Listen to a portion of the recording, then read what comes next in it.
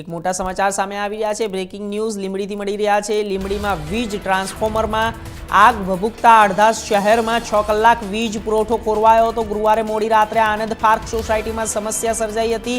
20થી વધુ સોસાયટીમાં 18 કલાકથી વધુ વીજળી નહીં આવતા કાળઝાળ ગરમીમાં લોકો બફાયા।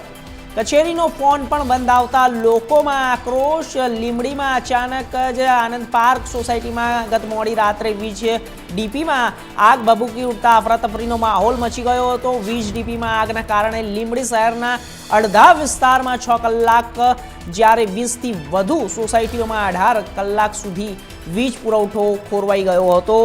ગુરુવારે મોડી રાત્રે આગ લાગવાની ઘટના બની હતી। 20થી વધુ સોસાયટીમાં 18 કલાકથી વધુ વીજળી નહીં આવતા કાળઝાળ ગરમીમાં લોકો બફાયા। લીંબડીમાં વીજ ટ્રાન્સફોર્મરમાં આગ ભભૂકતા અડધા શહેરમાં વીજળી બંધ થઈ ગઈ હતી। કચેરીનો ફોન પણ બંધ થઈ ગયો હતો અને લોકો અટવાયા હતા। મોટા સમાચાર છે, બ્રેકિંગ ન્યૂઝ છે। આપણે જણાવી દઈએ કે લીંબડીમાં વીજ ટ્રાન્સફોર્મરમાં આગ ભભૂકતા અડધા શહેરમાં 6 કલાકમાં વીજળી બંધ થઈ ગઈ હતી અને 6 કલાક માટે વીજળી બંધ થતાં જ્યારે લોકો ગરમીમાં પણ બફાયા હતા। મોટા સમાચાર છે, લીંબડીમાંથી સમાચાર મળી રહ્યા છે। અચાનક જ